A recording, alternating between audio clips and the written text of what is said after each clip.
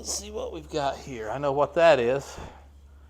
This goes with this mask, and you should take this mask and throw it directly in the trash. I hope you don't have to use that. If you're buying a welder, go ahead and get a welding helmet. You're going to need both hands to weld, and you're going to have to hold that welding mask with one of those hands. So get a helmet. All right, well, let's check this thing out. This is a little bigger than I thought it might be, which there's one thing I wanted to check. I want to see what this looks like. I couldn't tell online if it would hold a 10-pound roll of MIG wire or not. So give me just a second. I'm going to grab a 10-pound roll and we'll see if it fits.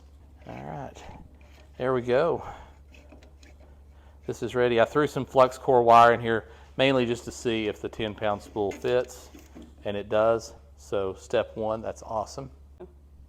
Okay, here's where you run the wire through. So you just start it and push it in right through here. You see the wire coming out, and then it has to be fed right through that little spot there. So you get that going good as far as you can.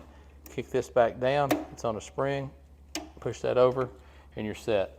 This can be tightened down to push that wheel onto this part. This right here is going to be turning and feeding the wire through.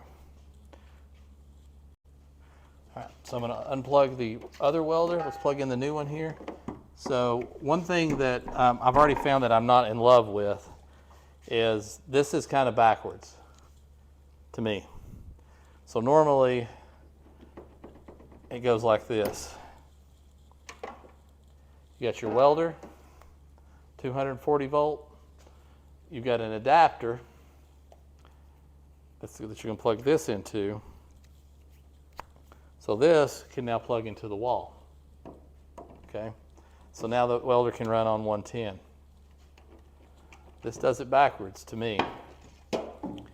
You have this coming out of the welder, and you're going to plug this in. That's going to supply 240 to this regular outlet. But okay. All right, let's fire this thing on.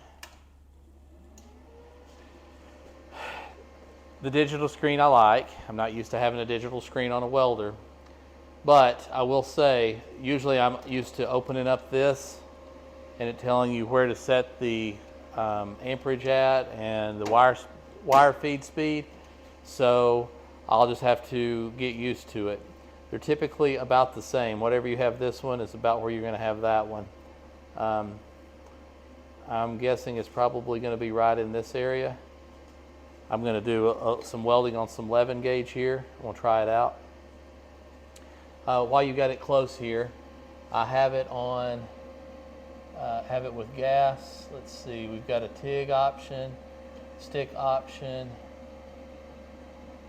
Let's see, we need it on no gas right here. Okay, so let's move it to flux core. Interesting that that's a higher amperage at the same setting on flux core. All right, well, flux core is a little harder to do, and that's fine. I'll tell you what else I really like about this. This is great. Somebody was thinking on this. Whenever you're running gas, which it has the gas for the bottle hookup in the back, you run the gun, which this is powering the gun. You run the gun here with the gas, which makes it positive to the gun.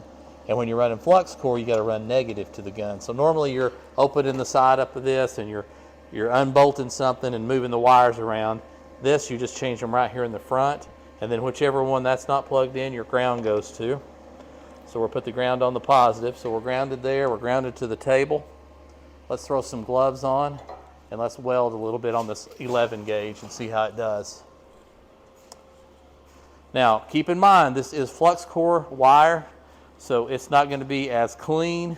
It's going to have more spatter versus a gas weld. So let's just kind of keep that in mind while we're watching this go. All right, here we go.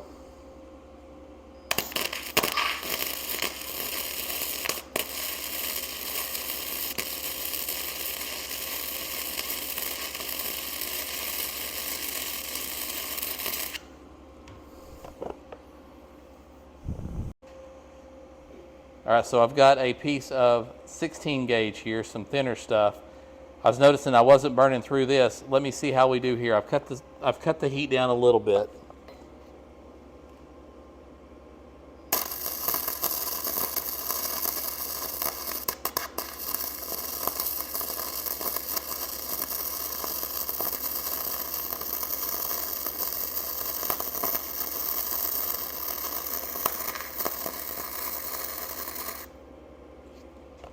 Okay.